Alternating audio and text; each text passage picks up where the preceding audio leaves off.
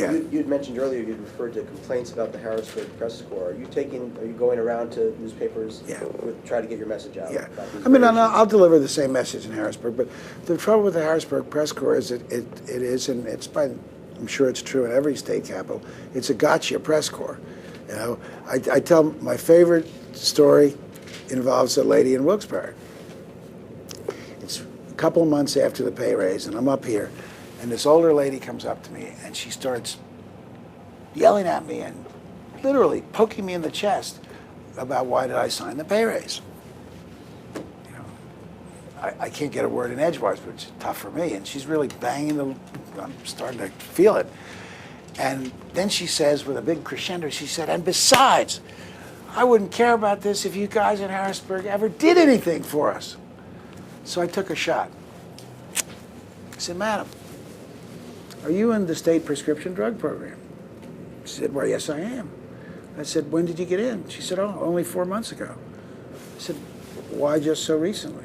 She said, well, my retirement income was too great, but they raised the limits and I got in.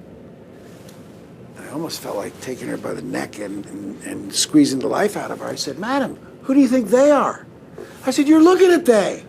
I proposed and the legislature voted to raise the limits so we could get people like you in the best prescription drug program in the country. No donut hole, no nothing.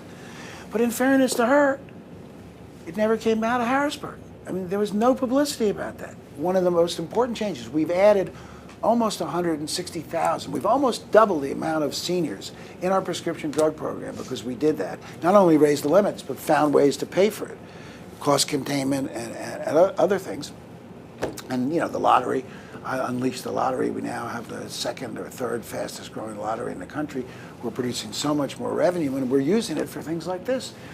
And she didn't know about it. And again, I was mad at her, but then I realized that nothing came out of Harrisburg because all they want is the scandals and the this and the that and, you know, everything else. I mean, my weight loss has gotten infinitely more coverage in Harrisburg and around the state than any of the things I talked to you about today. Everyone knows that the governor has lost X amount of weight, 55 pounds. Nobody knows about the sales tax exemptions.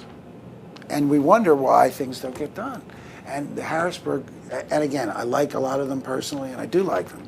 And I've gotten to be friends with them, and, you know, I know that newspapers are not nonprofit enterprises, and I know they have to sell product, but it's difficult.